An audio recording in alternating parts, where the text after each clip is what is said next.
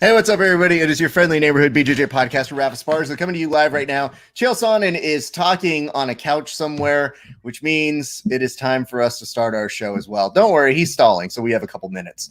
Yes, today we have a very, very interesting series of fight companions, the first of which is going to be for Submission Underground. That today they decided they were actually going to make another installment, this time Wrestling Underground. So those are the two different versions of events that are happening, all compliments of Chael Sonnen, who is aforementioned, is still just vamping. So he's going to take a minute, which allows us to take care of some housekeeping. Hello, hope you guys are well. Just want to remind you guys, if you weren't following us, what's wrong with you?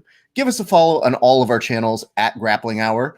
And we'll be joined today by a couple of our pals. Of course, you know that. I know that. We have two different crews coming in, the first of which is our friends Kevin Phillips, Josh Starlord LeDuc, and potentially Jordan Peitzman.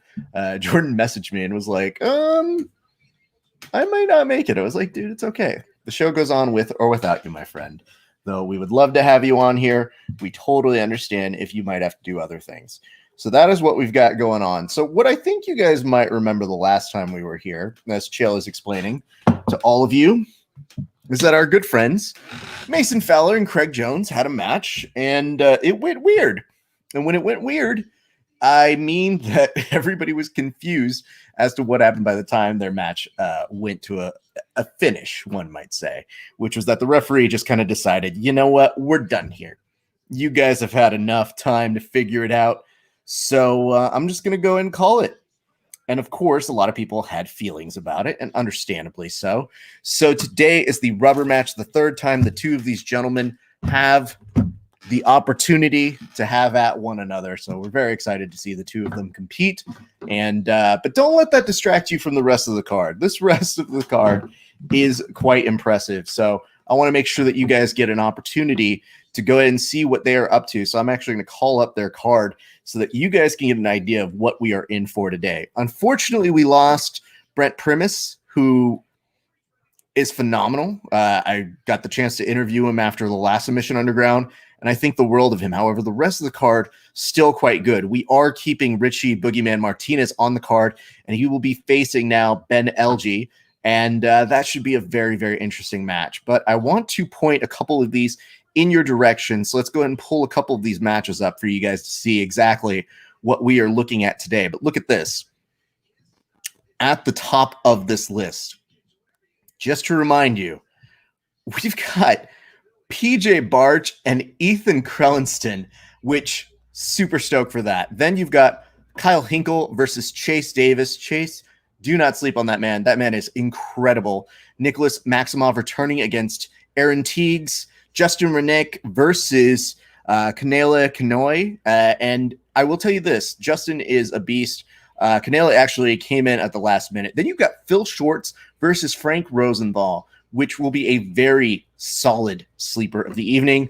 And then, of course, our good friend Sid Scrobb versus Pierre Oliver Leric. So very stoked for all of those folks. Hope you guys are in for an evening full of nonsense. So that is how we are beginning the evening. If you guys have questions, comments, concerns, hints, allegations, hit us up in the comment section. You kind of know how this works by this point. We'll also be cheersing those who get finishes within regulation. So that means we're going to need a beer on hand. And today I have a tasty one. Today's beer on hand is California Honey. Look at that. I got to make sure the lighting gets that a little bit better. It is a Pizza Port Brewing Company. Little nice little blonde ale. So I will be drinking that. We will give a toast to anybody who gets a finish within regulation. Keep that in mind as we go throughout the day. I actually thought Don Stoner is a replacement on here as well. I think Don Stoner is actually facing Justin Renick, if I remember that one correctly. So I'm doing my best to go off the top of my recollection on these, because sometimes they don't update the final lists. Because I am 100% looking for their most recent and last bracketings, but I do not see them. So anyway, Chael's going over the rules, which means we should be getting closer to a first match. And this is my opportunity to remind you guys, yes, Chael Sonnen is telling you the rules, which is these are 5-minute matches. All submissions are legal, and there are potentially 3 periods of 2-minute overtimes. But if you're watching this show, you already know that because we don't have dumb followers. I cannot tell you that about UFC Fight Pass fans, though. So tonight will be an interesting mix of people who are coming together for the first time. So this one is going to be Hinkle and Davis. So they will be starting off with Chase, Kyle Hinkle, which, by the way, sounds like he is an Ace Ventura evil character. It's Hinkle, Raph. Let's go ahead and fix that one. There we go. They start off already, so we already have action underway, just to let you guys know. And you will also get cheers and compliments throughout the night. We will give you a toast if you give us a like and a share on the Facebook and on YouTube. If you give us a subscription, we will give you a toast like we do those who get finishes. To begin right now, Chase is already working on a pass. He is slowly maneuvering his way. I think he might be able to get past here. However, you see underneath, Hinkle is doing a very solid job of trying to get some kind of cup underneath the leg to see if he can maybe get some deep half.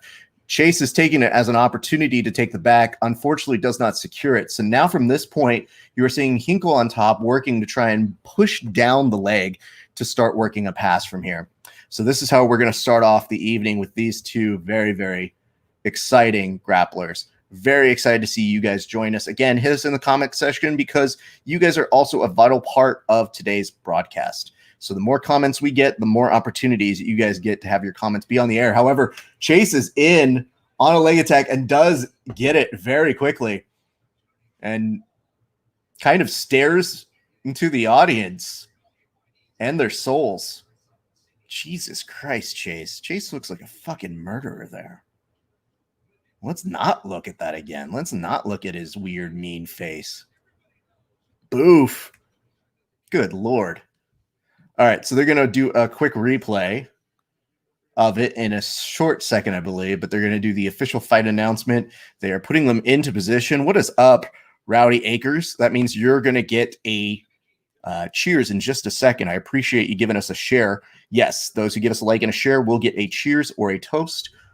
So very happy for Chase, who is phenomenal, dude. He is one of the nicest human beings you will see. Savage, training out of American Top Team, who's just kind of standing there. Oh, he blew a kiss at everybody. Look at him. Talk about being super awkward. I think he's waiting for an interview, and they are not doing those here. Oh, no. So, yeah, Chase looked like a murderer. I guess that means he needs to get a toast, as does Rowdy Acres. So I will take care of those two things right now as we've got a moment. Rowdy, I love that you gave us a nice heart. Appreciate that. Doing my best to make sure we're going to compliment all of you guys who are giving us some love right now. All right, let's start right at the top. I see his share. This cheers goes out to Rowdy Acres. Thank you so much. Rowdy Acres is also a place that you go to get some of the chickens that are basically bred to be a little bit of a fight club, and that's how they decide who's going to get to become my dinner. So Rowdy Acres, congratulations. Cheers to you. Very nice beer from our friends over at Pizza Port Brewing Company. Thank you very much. It is a nice light ale. I figure since we're going to be on the air for a bit, I should have my wits about me because I don't want to get too drunk too quickly. All right, so that's how we are starting the evening. Big congrats over to Chase. He is starting us off supremely well. But speaking of starting off supremely well, I am so happy that you guys are joining us. We are doing our best to make sure we will keep you entertained throughout the evening. And I am quickly looking to share this on all of our platforms so that you guys have an opportunity to become a part of it. Look at this. We get some nice things. Kyle Hinkle is a good dude. That's awesome, man. It's good to know. I misspelled his name, unfortunately, at the very beginning. I called him Kyle Crinkle, so please apologize to him for that. Chase is also a good dude. He is one of our good friends, so I like when good people get to have matches together. It always makes us say, like, hey, man, you know, we're all just enjoying ourselves here. Look at this. Dane Donovan saying, SUG, baby. Kind of like he's a character from Swingers. You're so SUG, you didn't even know it. Baby. gross. All right, that's where we're at right now. All right, now I think Chael is having to do some more stalling while they probably get out of the ring kind of cleansed. I mean, that's one of the unfortunate parts about having such quick matches. Then you just have to be ready to go to the next thing, and they need a few seconds to stall. So, problems that we don't always anticipate. Thanks, Chase. I'll go ahead and put this cheers on out to Chase as well. Hey, this cheers goes out to Chase Davis. Do me a solid, man. I totally get that you are excited and they tell you to do something interesting at the camera. Please don't look like a murderer at the camera. It's really hard to tell people, oh man, that's a nice guy. But then you just look into the camera like this. And then when they announce you're the winner, you blow a kiss at the camera. Those are all red flags in any police profile. That's how you end up on Dateline. Anyway, cheers to you, man. That was pretty savage. Super proud of you, bro. I'm just saying, don't be a murderer. Anyway, that's a good way to start off the beginning of our night. I believe next we'll be going to Aaron Teagues and Nicholas Maximoff, if I am not mistaken, though sometimes I am. Especially when they don't necessarily have the best media kits. I guess probably because you have no media there too. So these are problems we all figure out. So SUG. You're so SUG you didn't even know it. I don't know what he's talking about, but I heard him say Anthony and ESPN. So maybe he's talking about Anthony Smith, which is dumb. Hey, look at this. Hey, for those of you watching and don't know what this is, yes, these are geese. But yes, Aaron Teagues versus Nicholas Maximoff. Maximoff has previously been on our show, so it'll be interesting to see how he adapts to a gi setting. If you know one thing about him is he's usually very calm, very composed. One of his favorite things to do in no-gi is to hit very savage Kimura. So I'm interested to see how he adapts this game. Coming in with the reap, taking every bit of this leg. He wants to get this knee bar as he slowly kind of inverts here, tries it again, sees if he can get it. They go for a roll, and for a split second, you could see that Aaron Teagues was looking at a little bit of trying to take the back there, does not get it. So very interesting to see how he plays. However, now Aaron Teagues is now on the top, putting a little bit of pressure over here, trying to maneuver some arms, slowly trying to maybe go up to high mount, maybe just taking a second to cook him. He has 4 minutes at this point, trying in for maybe an Ezekiel. And on the bottom, Nicholas Maximoff is, you can see the frosted tips on his hair, so he is still alive. So that's good to know. He may, in transition, give up a little bit more. Nope, he's still flat on the back, and you are seeing Teagues now slowly start to just make life miserable. Ooh, nice escape attempt over here. If he's able to not only use this as an escape, he would have had an incredible attack on the leg there. So super interesting to see how Maximoff is playing that. And now he gets to play back to an open guard, has a right sleeve grip of Teagues. So now it's a little bit more of a equal opportunity here. He might be able to get a crowbar sweep with that grip. He's keeping it very nice, very tight. And you have to wonder how much opportunity Nicholas Maximoff is training in the gi. I know he trains over, ooh, nice slip of the lapel here, which is going to be very problematic for Teagues. If he can use this as an anchor, it's going to be a huge opportunity for him to start attacking those. Love this. Life goals. Show up to a job interview in a gi. I mean, yeah, that would be pretty dope. So frosty. Yeah, absolutely. The frost is about as deep as a member of NSYNC right now in the 80s or 90s. Sorry, my apologies. And look at this. The lapel work on Teagues giving way now to maybe a triangle here. And look, one arm is in and one arm is out for Nicholas Maximoff. I cannot imagine this is a good opportunity. If I can't see from the angle here, but if he has that arm compromised, he switches the legs, and and you do see Maximoff very slowly starting to get out of it, and now is attacking the legs from up top. You are seeing very quickly Teagues try to back out of it, and Maximoff is trying to go for a knee bar here. He is incredibly offensive here with this opportunity. Now Teagues trying to use it to take the back once again. His lapel work in transition has been absolutely phenomenal thus far in. It is slowing down Maximoff's game in a way that normally Maximoff likes to stay cool, but in this realm, Maximoff is having to be a little bit more taken out of what he considers his element. Falls back for a footlock. Teagues not super concerned with it to begin, trying to angle the knee so that maybe he can use it as an opportunity to take the back here. Almost gets it, and again, feeds the lapel to one of his hands, which every time it seems like Nicholas is trying to attack the leg while you see Maximoff, while you see Teagues start to use the grips on the lapel right up top near the collar to try and drag him down. It's a very nice show between these two gentlemen thus far in.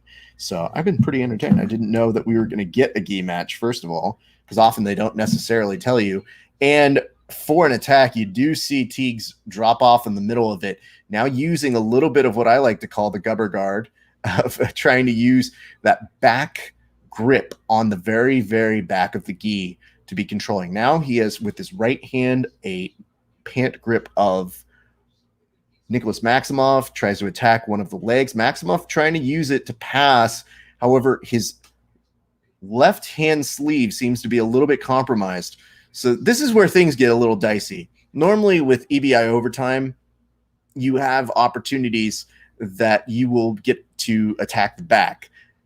If you're attacking the back with the gi, you already have gifts put to you. And as we mentioned earlier, Maximoff, one of his power positions is his Kimura grip, and he is trying to get that separated from, you will see, Teagues' shoulder. However, it looks like we are going to go to time, and this is about to be where things get interesting. Look at Teagues trying to roll into an omoplata just for funsies toward the end. And now we go to Ebi Overtime Rules, which, as you guys may or may not know, super simple rules. It's basically a shootout. If one of them gets a submission and the other one doesn't, then the game is over. If both of them get submissions, then it becomes whoever gets it fast enough. And if neither of them get submissions, then they go to whoever gets out or whoever has the longest ride time. Them's the rules. If you want to hear convoluted rules, just wait till we get to the wrestling portion of the day, because I don't know about you guys, but I have never seen a wrestling event for exhibition in a cage unless we're talking WWE, which is the real wrestling. All right, here we go. First period of overtime. You've got Maximoff on the back. Now, this is what I was talking about in terms of the control that you have. Generally, he almost goes for a pant grip, and in doing so, gives up so much space that Teagues is able to take advantage of it and slips underneath. So now you're going to get Teagues' opportunity to attack from the back. And if you've seen his work on how he was grabbing the back lapels, you understand this man's going to have a very solid amount of control. So let's see how he does here in this very first couple of seconds. I want to give a what's up to our good friend Jessere. Ooh, that's looking like a decent bow and arrow here. Now he's leaning back with it. Maximoff is just eating it, but that is going to be a very bad thing to see how slow it works. He does get the tap at about the 141 mark over here. So your winner of this match is going to be Senor Teagues. Congratulations to Aaron for his win on this one. Unfortunately, it is a submission in overtime, which means he does not get a toast. But we will take care of those of you who do give us a like and a share. You guys will get toasted like those who get finishes within regulation over on this side. So anyway, let's give you guys your proper due over on this side. And congratulations again to Aaron Teagues. Super proud of that guy. That's really nice to see him be so controlled. And like I said, just Ebi Overtime Rules with Guy. It's like having a back attack as a gift. You almost want to just have him start in an armbar spider position, because maybe that might be a little bit more difficult. Hard to say. But yes, Jessere, so appreciate you being here. And more importantly, Jessere, I appreciate you not being an idiot yesterday, because there were a few of those watching the Sapatero. I think you know what I mean. Those comment sections were real rough, man. It's very interesting to see when people are so aggressively ignorant.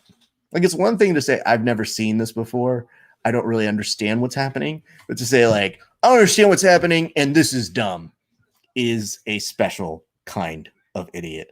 Yes, Aaron, Key and Peele, absolutely. One of the best sketches.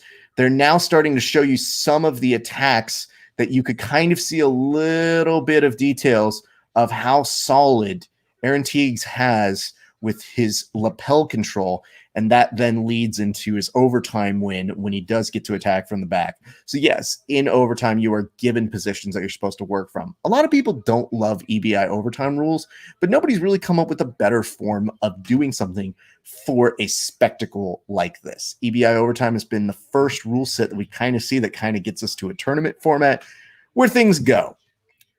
Unfortunately, that's where we stand. All right, we have some cheers to catch up on. I want to say this toast goes on out to Megan Johnson. Megan Johnson, one of the hardest working people in all of grappling. Thank you so much for giving us a wonderful share. We want to say we hope that your lapel chokes are even better than Aaron Teagues. Let's just say they are. That's what we're going to say tonight. No one can say anything different. Cheers to you.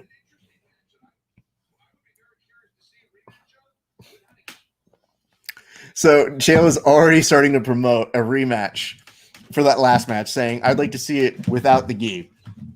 Sure, why not? I think Maximoff is a very talented young man. He obviously fights, puts in very interesting things on the matches that we've seen from him, and I am intrigued to see if they just give him another shot over here.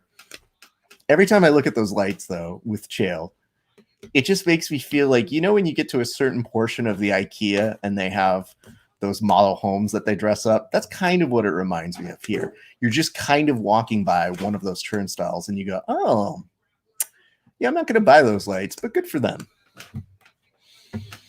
Chael with his headset, continuing to waste time while they probably and hopefully sanitize everything.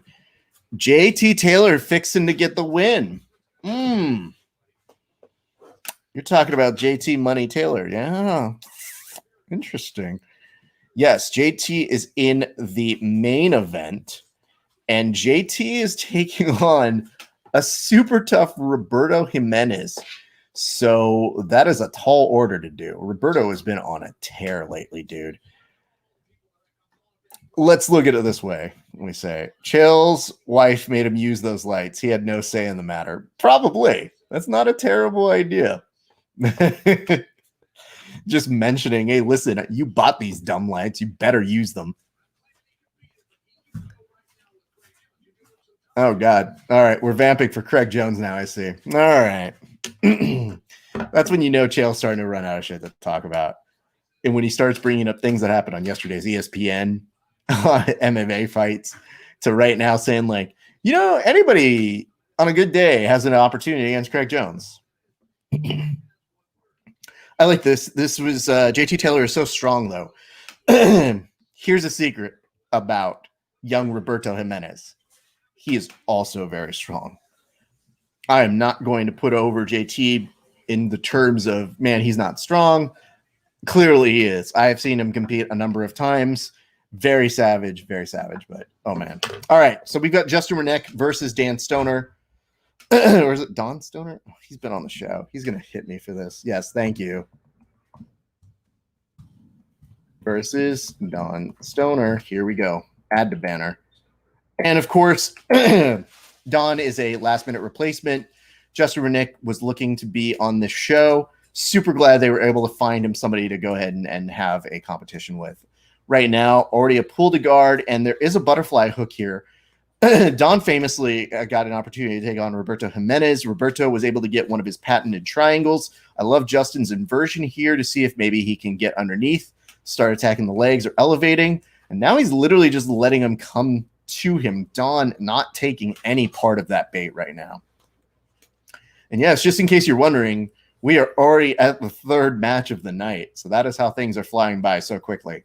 At the 27 mark, this is way faster than any sort of UFC fight that you would see on, well, I mean, it took him a long time to broadcast just 2 fights last night, just saying. All right, nice pacing. Don's just kind of looking to see him out. Justin really wants him to engage counterpunch here. Slowly sliding underneath. Don not taking it. Chael's mentioning how cautious he's being. For a split second, looked like Justin was going to thumb to the eye there.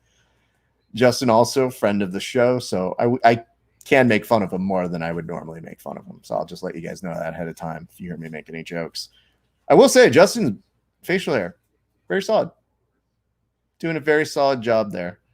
And he slips out of any opportunity there. Don doesn't want any part of that leg game right now. You can tell Justin just wants to slide underneath like he's going to home base there and see what he can pull out of it. Says, sound like we got a bet, ref. Loser shaves his beard. I got Taylor. Yeah, that's not happening. And for a number of reasons.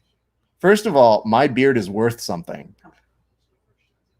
What is do you have like a J-Lo estimation on your beard? Because mine is already insured at $1 million. If you've got anything else, sure. But yeah. I love that Dane's trying to get side bets. It's like, bro. Slowly walking up here at the 238 mark right now. I want to say hello to Brian Jensen. Thank you very much for watching along with us. Appreciate the like.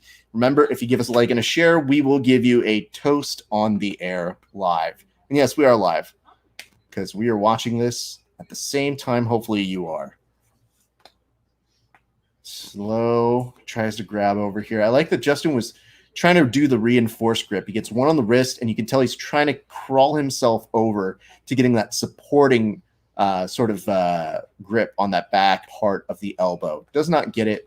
They spin out. Now we're continuing to watch them play. It's a very tepid sort of a match here. And now you see Justin with 2 butterfly hooks in here. Don tries to advance. It may allow Justin to go to a rubber guard. Don needs to pull out his right arm very quickly, and he does. Very nice. And slowly tries to push Justin's right leg back to mid-center, seeing if he can get a little bit more of an opportunity to attack here. So that's what we're looking at. We want to thank our friends over at Submission Underground. Thank you guys so much for giving us a nice share. You guys are dope. We always enjoy doing these live events for your broadcasts, and we know it's a difficult thing to do. These are not easy to produce shows. So hopefully you guys are having a blast watching along as well. Hit us up in the comment section. That way I don't have to yell at Dane all night. We're in the last minute of play, and unless Justin is able to probably get underneath here and start working a butterfly to getting this knee, we might be in for some overtime. I would like to see Don try to advance a little bit here and maybe start to slide in with his right leg. The hard part is I think that Don is probably noticing at this point that passing Justin's guard is very difficult because Justin really reguards well and use it to disorient every single time. 20 seconds left to go in this match. And yeah, I think when Don does this rush on the side, you see how quickly that Justin is able to basically do this worm-like, they have like reverse shrimp. He looks like a reverse worm is essentially what it looks like at this point. Oh, man. All right, so we go to overtime on this match. And while we are waiting, I'm going to go ahead and go live over on our Instagram. Hopefully we have some of our friends who are not watching who maybe join us for a little bit. So I'm going to go ahead and put this on this, and we will be going there in just a second. Here we go. All right. We are now live on Instagram. Hey, what's up, everybody? It is your friendly neighborhood BJJ podcaster, Rafa Sparza. We are watching Submission Underground 17. Hopefully you're watching as well. We're broadcasting to you on the Instagram while at the same time broadcasting to all of our friends on our main channels. And very quickly, Justin Renek is already out before it is even started. So that was 9 seconds on an escape time, and the clock might have been even a little bit generous to Dawn there. So I see that you said, wow, tap. Yeah, I think you might be ahead of me here. And on that opportunity, yes, Justin makes good on this back attack over here. He is underneath, and you do see him get a tap. Oh, man.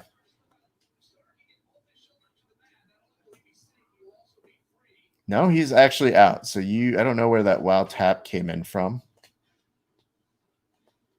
I don't think I'm that far behind you. Let me know what you're talking about there, Dane. I have no idea what that's in reference to. All right, so now we are going to the second period of overtime, and the referee is now wiping on Don's back, which I think he's wiping some of the blood away, which ranks among some of the more gross things we've seen on Submission Underground. So, hey, kids, happens to everybody.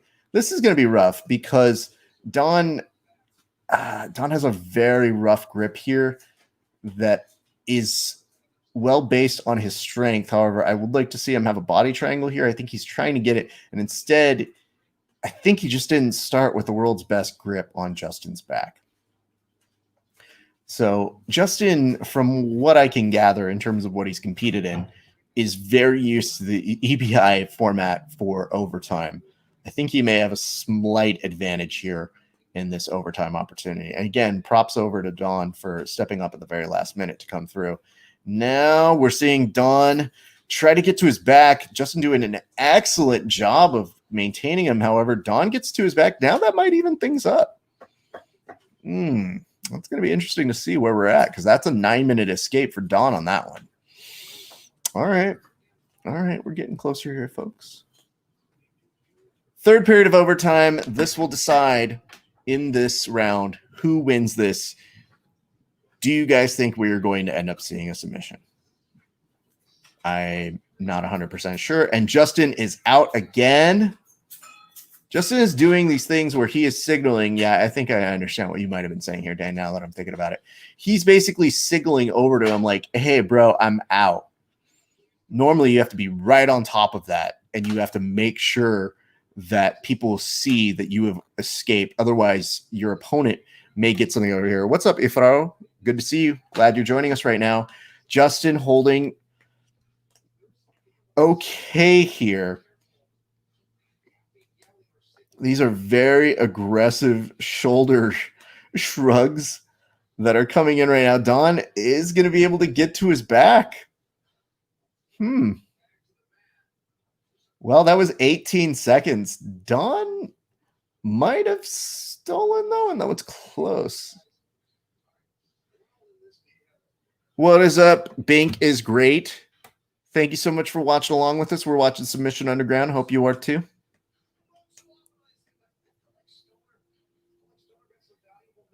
Yeah, we're trying to figure out exactly who won this match right now.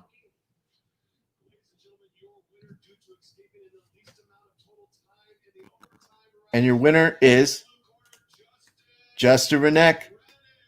Good for him. And Justin is flexing on the camera right now. Don't know what he said. Hey, but you know what? Don made that way more competitive toward the end. Kudos to him. So unfortunately, get that. Says, oh, wow, that's what it is. A signal to the ref. A little different on his end. Yeah, I see. Stoner got it, and it says, what? Yeah, unfortunately, that's going to come down to ride time. Yeah, so it's not like any decision was made. It just came down to who was able to have more ride time there. And I thought Don might have evened things out. But don't forget, in the very first portion of it, you did see Don struggling, but then he was able to equalize it when he got another opportunity in the second period. It's tough. All right, we're going to move on to our next match, which let's go see what they put on here, if I remember this correctly. On the prelims, still, I don't even know how they even distinct. Like, there's no prelims and there's no main card. It's just one event. But they brand it as main card status. So, yes. Coming up next is, oh, man, I'm stoked about this. You have Phil Schwartz versus Frank Rosenthal. Those two are very, very good. Both friends of the show. This is a tough pool. Phil Schwartz is the executive producer. Look at this. 10th Planet Portland, baby. Yeah, absolutely, man. Super stoked for you guys out that way. Woo! Him and Frank, dude. Frank's a beast. Let's start with that. But, you know, I would tell you this. Phil is a avid competitor who loves to put challenges out there. I know if somebody wanted to take a match like this, it was going to be Phil. So super excited for both of these gentlemen, friends of the show. Yes, I was mentioning Phil is the executive producer and showrunner of the Yu-Gi-Oh! Invitational, and that show is mwah. If you have not watched that, go on YouTube right now, give them a follow, and please support our friend, because that show was submission only, no time limit, and it was glorious. I cannot say enough good things about that show. Go watch it. It's essentially our version of The Ultimate Fighter, but in grappling, and they shot it well, and such great work by those guys. So yes, Phil Schwartz, I'm just double checking I spelled his name right here, because if he sees it, that's a little bit different. Sometimes they don't see it. Phil might come look, as might Frank. So it always gets a little dicier when the guys know us personally. In those respects, sometimes we go, oh, right, if they watch these back, Phil might send me a note and being like, you couldn't spell my name right? And be like, hey, man, you know who I am at this point. You know what I do. All right, just to remind you guys, give us a like and a share on Facebook. We will give you a toast. Give us a subscription on YouTube. We will give you a toast on air. We will make sure to give you guys your proper due. I always circle in the comment sections to make sure we've caught up. I want to say what's up to Michael Ochoa. Thank you very much for your share, bro. Appreciate you coming in to check with us. I know Michael Ochoa is excited for Wrestling Underground. He has been waiting for that. I for sure know you guys are interested to see how that is going to play out this evening as well. I'm curious because that's not really my thing in terms of what I have watched before. But I am going to be a new person, and tonight we're going to have our good friends, the Areola brothers from Areola Wrestling out here in Orange County, walking me through it. So I'm very, very happy that our friends are going to be joining us. But yes, Phil and Frank are already in the cage, which means we can now get to their match. Again, both friends of the show, so we're going to take on a little bit of neutrality, and Frank slides super fast to the center of the octagon, already working on a leg. And Phil with Mohawk is in danger over here. There is a leg lace. You are seeing Phil, I think he's stuck, and now Frank may take it to a toe hold over this way. Phil is doing his best to make sure that he's defending here, grabbing the back of Frank's neck. However, if Frank is able to detach, and it does look like he's making an angle, he will start attacking this leg over this way. And I think for a split second, Phil was thinking about tapping over this. And Frank continues to get over to the edge of the cage. There is an extension, kind of a ballerina step over to the leg. And now in transition, you were seeing Phil start to roll, and he does get out of it. So kudos to him, man. And now Frank is going to start passing the guard, but that's an exciting way to start that match. So good for him. We've got ourselves a match, and man, couldn't be happier for both of these guys. I'm so stoked they're both on this card. What a fucking great opportunity for both of them. So starting to work the pass, Frank looks to kind of get that old school sort of leg drag pass, making it look almost effortless. Now going to target Phil's arm.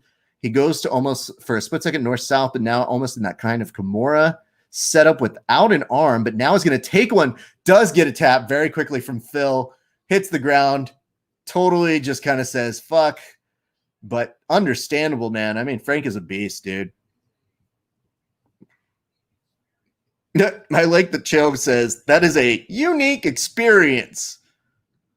That means I have to toast Frank now. I mean, here's the thing. I like Frank, but I don't want to have to, like, say nice things about him. Because, I mean, I guess I'll say it when I say it in a second. Like, Frank does all these things where he always talks about being, like, check out the drip on this, and it's, like, him in a Hawaiian shirt. And you're just like, Frank, shut up, dude. He's all smiles as the two of them shake hands on their way out. Frank shaking everybody's hand. I wish that they would interview Frank, though. Frank is good people, and I think he would use the extra exposure. He's one of the actually most polite people in all of grappling.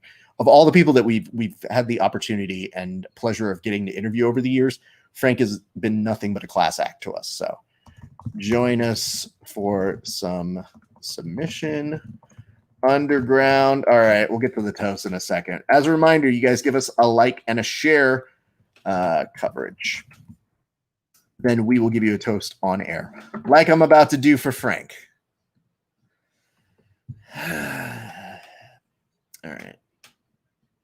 If there's anything I'm mad at from Phil, it's the fact that I have to fucking cheers Frank right now. I'm going to take a quick sip of that before I start doing this. All right, this cheers goes out to one Frank Rosenthal. Hey, bud.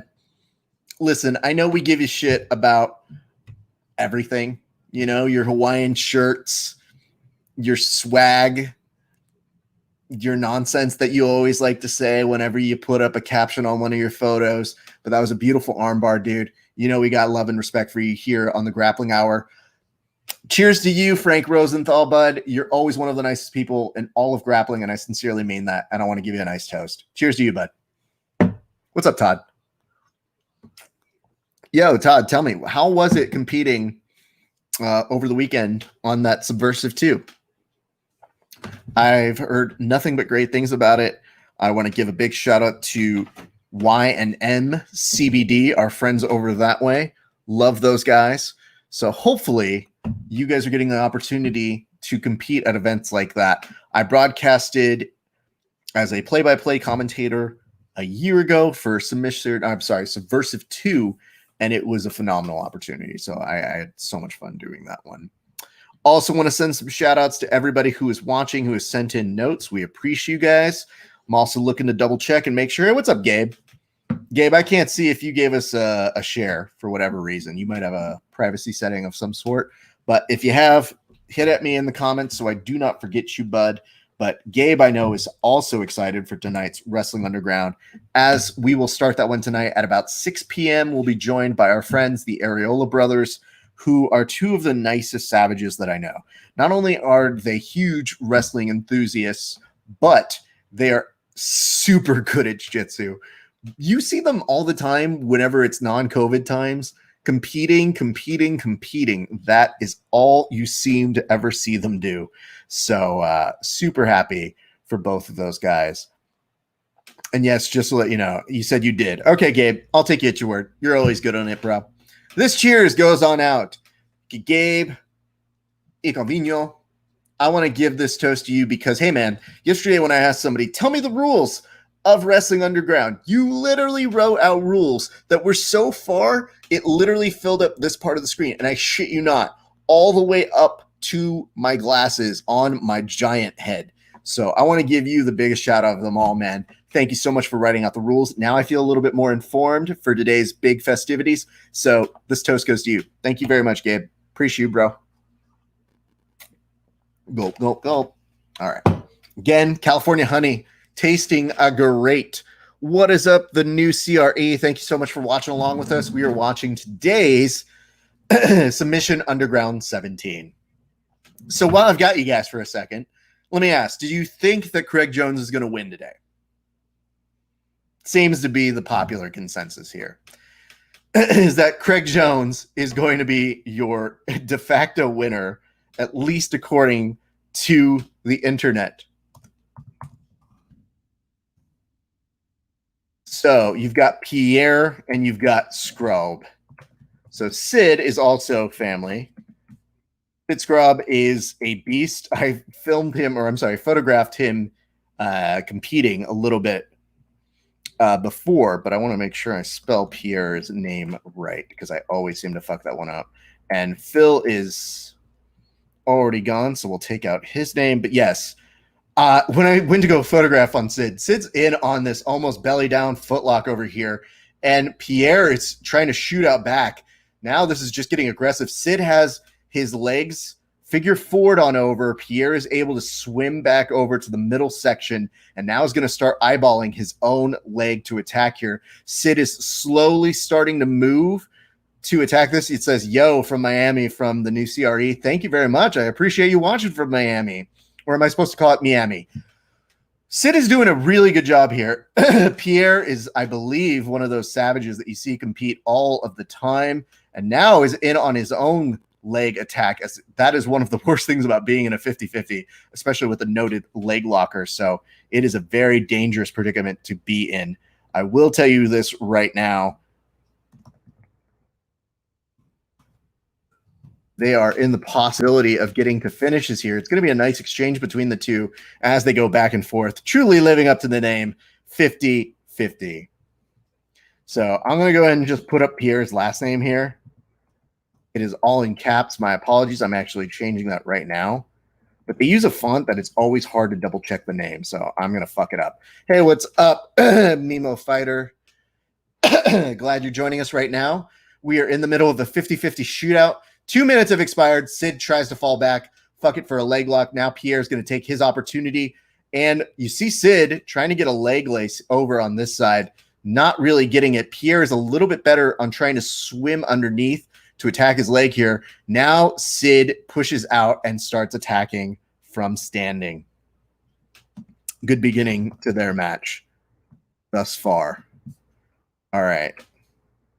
Totally think I'm fucking up Pierre's last name, but my apologies to Pierre. I don't know you as well as I know Sid, so can't be too mad about that one. Let's see what the comment that we just got in right now. Megan says, you think that Craig will win? I could see that. I think that one's tough. We got to be Switzerland on that one because both of them are friends of the show. So, or whoever comes on first, I think that's who we're going to root for. Yeah, that's a good policy. I think I can get behind that one. Pierre in transition does have the leg. Sid very wisely and quickly is able to get out of trouble just through a spin with 2 minutes left to go. It's been a pretty even back and forth with the momentum slowly swinging Pierre's way. The one thing that is very nice is Sid gets the opportunity to start attacking here, gets a nice underhook. I was saying earlier, yes, I was photographing Sid's MMA debut, and I don't know if it was his debut. I thought it was his debut, but yes. If he's fought before, my apologies, Sid, if you're watching this. What's up, G, baby? Good to see you, bro. I'll go with you on that one, Megan. Appreciate that. Yeah, it's, hey, listen, both those guys are really good. When I went to go photograph Sid, there was a moment where he wins, and he's in a great mood, and he's starting to try to attack this leg here, and Pierre has no problem eating it. Now Pierre is probably going to fall back and they're going to switch positions. I think if you're Chael, this is a very confusing series of interactions for leg attacks. So Sid, when he sees me photographing inside the cage after they announce he wins, they raise his hand and Sid looks at me and goes, "Hey, what's up, Raph?" And I was like, "Not the time, bro. Like, this is about you, not about me." Like, yeah, it's me, duh, bro. Got a couple good shots of that guy, and I just love the fact that afterwards I gave him shit. I was like, "Bro, just live in the moment." Why the fuck did you take moments? He goes, "I was just excited. I like you, man." So that was a very kind note that we got from a fighter. Oh, Pierre's in very close, and Sid very adeptly, man. That was pretty dope to see how easily he was able to spin backwards to get out of that. Gabe, no problem, man. Always happy to help in any way I can. Appreciate you always doing these companions and being cautious of utilizing descriptive language. I appreciate that, man. Yeah, like I say, we understand sometimes you don't always buy the subscriptions. We don't either. But we understand that sometimes you're in a pinch. You want to know what's happening, but you don't want to order something. So we always try to make sure people feel like they are welcomed and that they got a place to always tune in that's reliable, unless I'm too drunk to do it. And we get to the end of time, which means we are about to go to overtime. And I did think I spelled his name right. Leclerc. Boom. Got him. All right. Perfect. All right, fam. We now go to overtime. This is kind of anybody's game here. I mean, Pierre is going to have the advantage just based off of where he is trained. But Sid is somebody you really don't overlook. And I have rolled with Sid. Bro, rolling with Sid was one of the most, I don't want to say it was bad. It was very good for him. I did terribly while rolling with him. And right now, Pierre is having a struggle like I struggled when somebody had my back. And that somebody was Sid himself. The cage is very uniquely placed where you do see for a split second, Pierre stops his momentum, then tries to go back over. Sid adjusts and he might end up losing it because you are seeing Pierre try to do the reach back, and he is able to get out at 31 seconds. So it'll be very interesting to see how Pierre is able to work with his submission attack right now. As we will remind everybody, if you give us a like and a share, we will give you a toast on air. My appreciation to everybody who's done it thus far in. You guys are like family to me. And like not the family that like we don't go see every so often. Like the family that I love. You know what I mean? Come on. There's just a lot of people in a Mexican family. You know what I mean? Like not everybody's your favorite. That's all. With the back attack here. Now you see a body triangle that is slowed down Sid. Now, this is going to be vital because Sid did not have this much ride time in his first at-bat. And Pierre is doing an excellent job of creating so many little obstacles for Sid to go through. He does have around the neck, and Pierre does a little fist pump there. Wow. Excellent work by Pierre. Woo! What is up, Chad Brennan? Good to see you. Hope you're watching Submission Underground. If you're not, listen to the words that come out of my mouth. It's the best way I can really phrase that one. No shame. All right, Pierre's going to take that one. Unfortunately, because it is overtime, there's not going to be a toast for him. There could be a toast for you guys, though, depending on if you guys give us a like and a share on the Facebooks. However, let's go back. That means, what's up, Heather Woods? Good to see you. Right now, we are going to see PJ Barch versus Ethan Crownston. Woo! This is going to be a fun match. I got to tell you guys, I'm very excited for this match because I don't even know how you could even call this one a prelim match. This is a marquee match at a number of different opportunities or different events. I don't even know, bro. I don't even have an answer for who I think is actually going to win this one.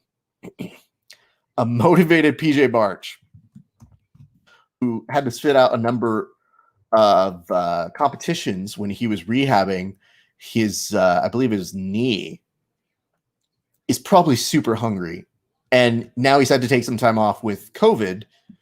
And now you're seeing him compete and train all the time, not only with his folks over at 10th Planet Freaks at Spring Valley, but now he's got a Keith Kikorian. What's up, Marlon? Good to see you, bro. He's got so many people training with him, but I think like him and Keith are an unbeatable pair. Like that's a woo. Those two are really good together. On the other side, Ethan Crownston is a monster, dude. Just the savage way he attacks with just reckless abandon, and it is mean. And again, him, like Frank, super nice, polite people, but fuck, dude, they're both really good. So hopefully you guys are tuning in at about this time, because if you got this man who says, "Po baby," oh God, we're getting a few comments, so let me see if I can address these. Po baby, I got Mason winning. Can't wait for the Wrestling Underground. Well, don't worry. Yes, we are going to have a separate broadcast for that one as well. That one starts at 6 p.m. Best Coast time. So do not go anywhere. We will have a separate panel for that one. And I'm very, very excited, especially to have the Areola brothers, because those two will walk me through it very well. I wanted to make sure that you wouldn't just hear me trying to summarize things that I don't fully comprehend and do a very bad job, because that would be like every other commentary gig that you hear for everybody else. So I wanted to actually, try on this one. Obviously, I'm excited to share my journey through watching that event with it, but I wanted to make sure that you guys also got some folks who live and breathe wrestling walking you through it. So I'm very excited for this. Yes, I don't want you talking about wrestling. Well, let's be very clear. That's a polite version of me saying I want to give some shine to my friends, but let's be very clear. Me talking about wrestling is still better than you in a comment section on your best day. Boop, boop. Nice try, though. All right. Anyway, I know you are fam, so I'm not going to give you too much shit, but I just want you to know that. All right, Chael's still stalling. We're going to be going over in just a minute to their next match. I'm going to give this a share on my personal page, and we're going to continue on from there. Hope you guys are having a great day. Hit us up with some comments. Hit us up with some shares. You give us a like and a share, we will give you a toast on air. That is a promise you can take to the bank. I don't know. I just want to rhyme things like Chael. Whenever I see him sitting in that little sofa couch, just sitting there and telling us, now, I'm going to make up some words that I don't really need to talk about right now, but here's some other words. It's like, bro, yeah, we all know you're stalling. I'm more than happy to tell people here. We are waiting for the action to come up as they sanitize, because that's apparently what they do. Kind of sanitize everything and get it ready for the next matchup. SUG 17 going down. Main card. Let's do it. All right, they are both in the cage. I do feel bad that we don't get a walkout. Raph is the host. He can talk about whatever he wants, bro. No, I mean, listen. Amen is, he's family. I'm not going to give him too much shit. I just like the idea that he wants to bust my balls a little bit. So I'm going to roast him. Frank trying to go in with, not Frank, Ethan going in for an inversion now, ending up on top between the two. You're seeing PJ play from underneath, which is so awkward to watch. Like, PJ is one of those people that I would love to actually submit for the wrestling portions of competition if we're going to send any grapplers there. Now you see Ethan up top starting to pressure. Now from underneath, you do see full guard with 2 underhooks on Ethan. PJ using his full body weight to weigh him down. For a split second, you did submitly think. Ooh, nice sweep attempt here by PJ. He has both of his legs closed in his guard, goes underneath for the sweep with isolating that right leg. Does not get anything for it. So far, so good on these guys. I'm wondering if the BJJ Bet people are actually going to air this live or if they have something else going on. But yes, BJJ Bet is some sort of Brazil organization that has some matches going on. I don't even know. But, look at this. Very quickly, PJ's trying to set up a leg attack over on his side in a 50-50 with Ethan, which will reduce some of the options for both of these gentlemen as they both try to attack each other's arms here, or at least use them as diversions to get a little bit of distance. PJ still trying to eke out a little bit of a leg attack here. Now Ethan is going to respond. PJ having to play a little bit of defense and catch up over on this side. One of the biggest difficulties, I mean, this has been a very 50-50 friendly event, which I'm sure is sending a lot of people into wondering, what the fuck is that? What's up, the handsome devil, 10P? Glad you're joining us right now. It's PJ Barch and Ethan Crownston taking us into action. 2 minutes have passed into regulation time. Ethan trying to grab a hold of both legs here, starting to lose it, and you're once again seeing PJ on the offensive.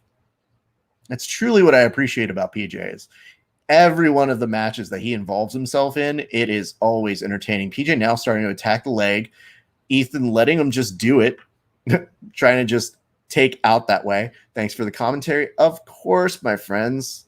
That's what a host is supposed to do.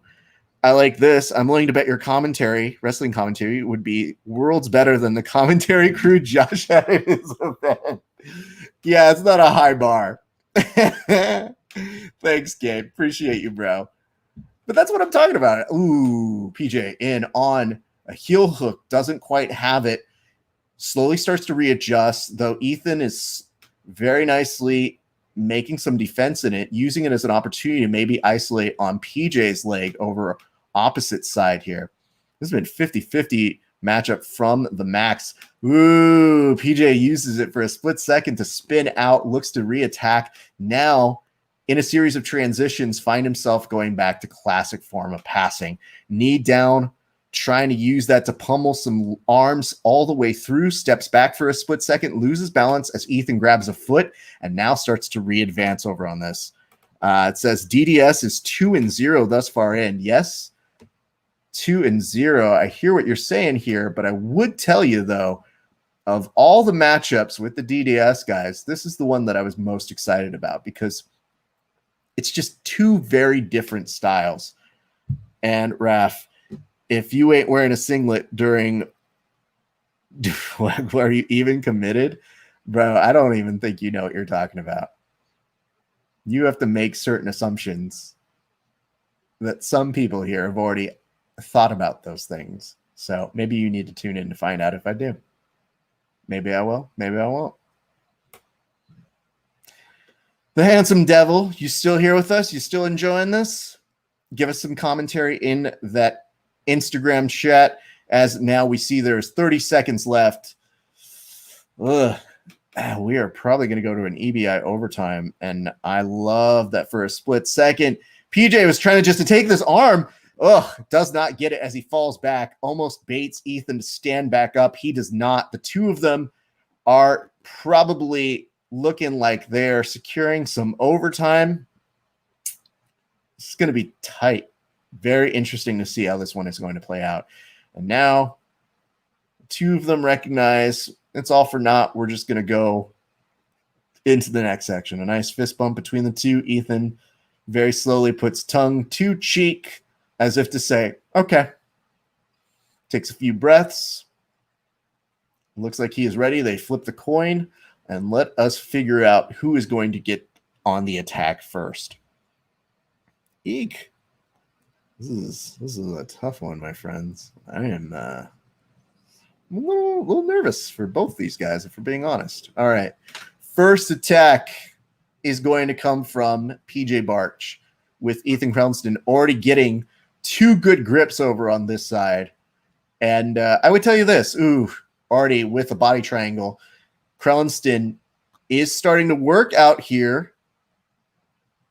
He gets his shoulders briefly to the mat, and PJ stays with him. Now PJ's trying to scoop up underneath the chin. He doesn't 100% have it, but he is keeping him from fully getting out. And yes, Ethan is going to scratch and scrape his way almost out. PJ is still with him, and it does look like they will likely call it right about here as they are over to the cage, and it's almost reinforcing an ability where the ref has no fucking idea what's in or out, if we're being honest. And yes, finally declares it out at the 44-second mark. That's some good ride time by PJ. Now Ethan's going to get his opportunity to shoot out here. Ethan is very dangerous from this position. Let's be very clear. What's up, Johnny Cordova? Thank you so much for the follow. I appreciate you, bro. All right. Ethan has a body triangle. You are seeing PJ start to try and piece out, grabbing the arm, pushing it around, and will somehow come up into it almost fully in the guard, using an elevated status where you are seeing Ethan trying to say, I don't think he's out, but he is out. So, yep. Woo! Yeah, I know what he's trying to argue here. Unfortunately, that will go to PJ's opportunity. PJ slowly kind of wincing there as he takes a seat.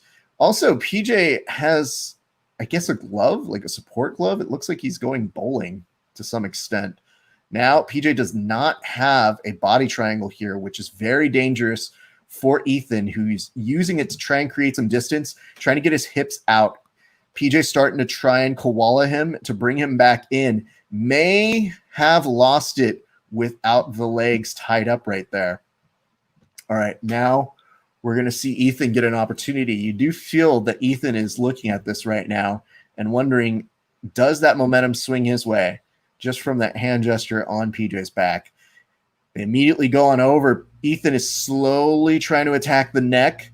And for a split second, you do see in transition, they are going to get themselves over to the cage. And I do like this. Saman Keller is saying, let's go PJ right now. Woo! This is interesting. He is trying to do the stone cold stunner escape where you grab the back of the neck, and now you are slowly seeing Ethan catch up on ride time.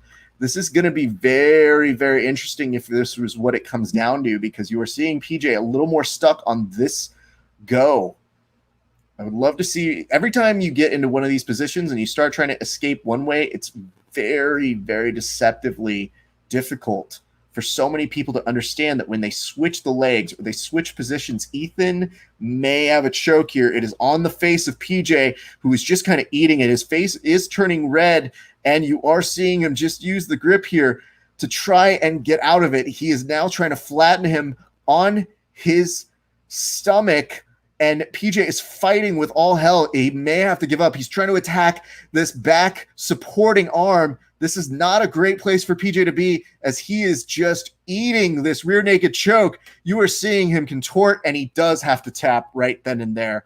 I do like that saying, great match. Oh, damn. You are seeing PJ all redded up in the face, and you are seeing a scratch underneath Ethan Crellenstein's eye.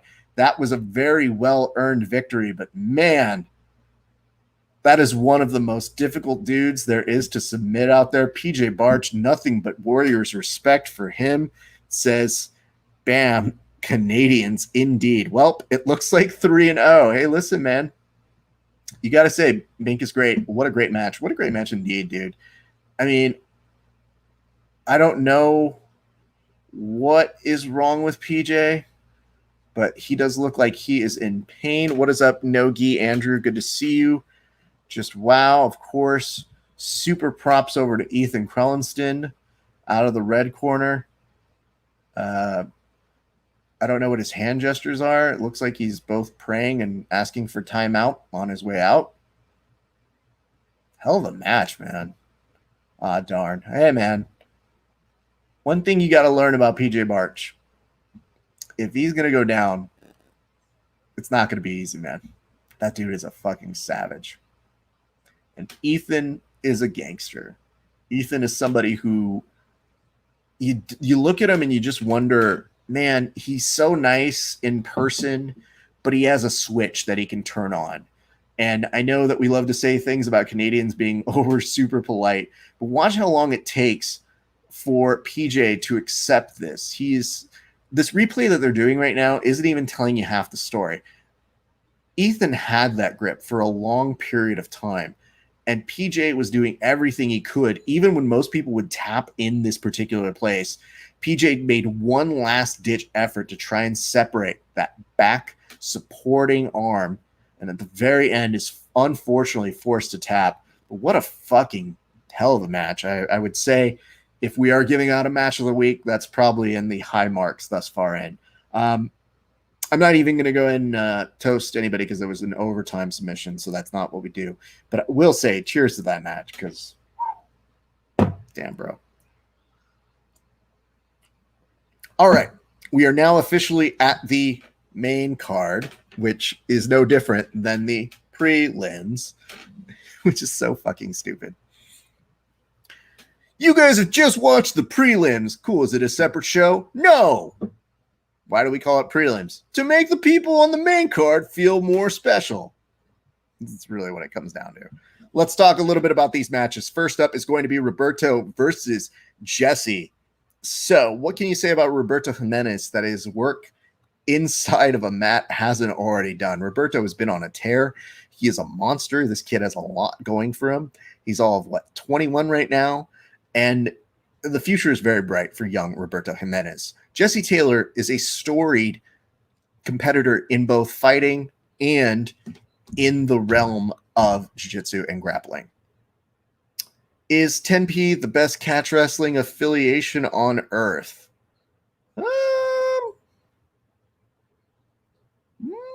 Well, yesterday Quentin Rosenzweig, I guess that officially makes them that. Yeah, that's a good question. I would tell you this. Catch wrestling is such a weird and unique term that there's a small subset of people who get really pissed off if you call yourself a catch wrestler and they're like, I don't think you are. It says, get that shaving vreem ready, Raph. Dane, are you having a stroke? Is that what's happening there? Yikes for you. Yeah, Andrew, here's what I can tell you, bro.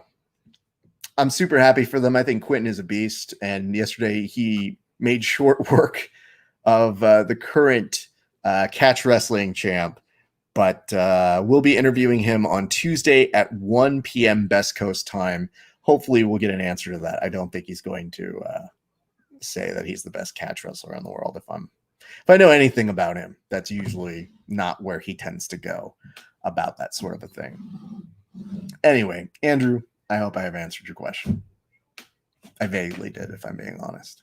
Hey, it's a good time to remind you guys, if you're not following us, do us a solid. Follow us at Grappling Hour on all major platforms. It is also a good time to remind you guys that, yes, if you want to give us some love, give some support to our good friends over at Nogi BJJ Gear, put anything in your cart, use the promotional code GRAPPLINGHOUR15 to take 15% off of whatever you put in your cart. And now we need to change the banner. That's why I couldn't finish that full fucking promotion. I have to write down. I have to put the banner on this one, and it's just last names because I didn't have enough time to write it out. Alrighty, JT looking very sharp, starting to go aggressively on Roberto. Young Jimenez is probably not 100% going to try and out-wrestle him. Goes to a guard pull. Woo! Now he's playing from his guard. This is where things get dicey and unnaturally dicey. If they've done their homework on young Roberto Jimenez, they will know the first thing he's going to try and set up here is his triangle. And it is one thing to know that's coming. It is an entirely different thing to stop it. JT Money is not staying there for too long. Roberto is now koalaing his way, grabbing him and pulling him back down with his full body weight over on that side right now. So just watching how this match is taking place right now, you were seeing JT Money normally gets out of this guard a little bit easier, but he's going to spend a little bit of time here. Roberto already slips in for a split second, just releases the legs, and JT sees an opportunity to start rushing him. Now fully back in guard, Roberto uses the cage ever so slightly to slide right back in, and the two of them are back inside of his guard. There's 3:35 left to go.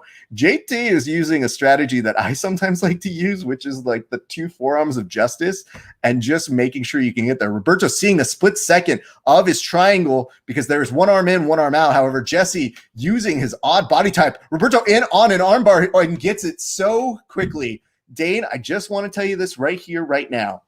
Know that when I tell you don't root against Roberto Jimenez, it is a signal to you. You are glad that I didn't take you up on that bet because I care about you, sir. We'll have to do a cheers for young Roberto Jimenez, who is letting his hair grow out right now. Boom. Yes, what indeed. Roberto does a nice little prayer over that way. What is up? What is up, Yvette? What is up? L rolls again? Or is that EJ? Sorry, EJ rolls again. I read that as L rolls again. And I said, what an unoriginal. Oh, I'm actually illiterate. Says, fun fact, when he does Worlds, Roberto is known as Roberto G. Menace. You're so stupid. That's the worst joke I've heard all day. When he does Worlds, he's known as Roberto Gimenez. That's a good joke. I hate you. It's the worst dad joke I've told on this goddamn show. I hate respect you so much. Yeah, that's funny. All right.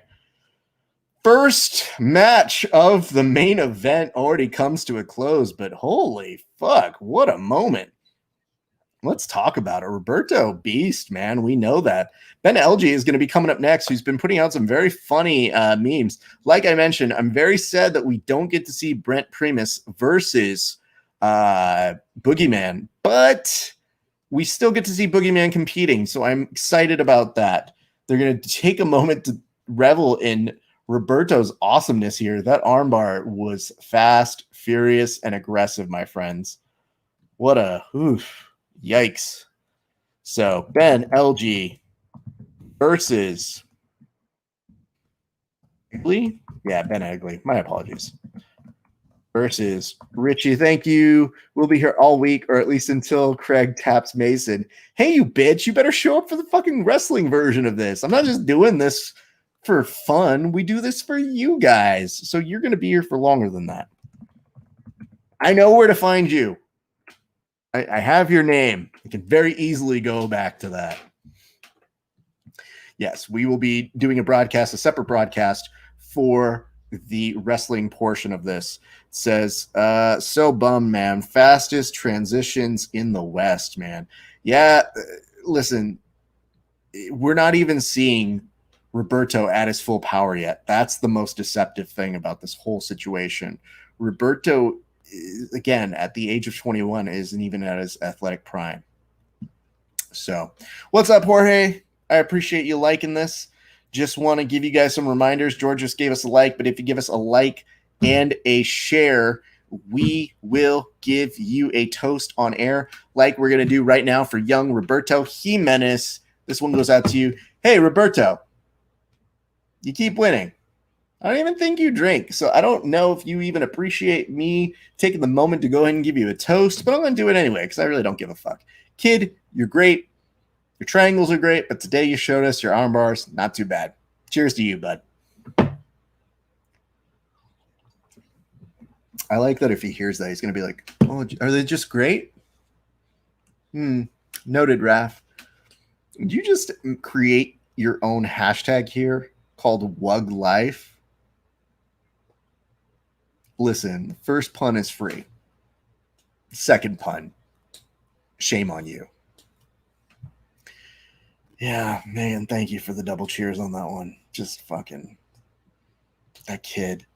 Imagine being that good at jiu-jitsu, that young. I'd like to call it a waste, but he's a nice kid.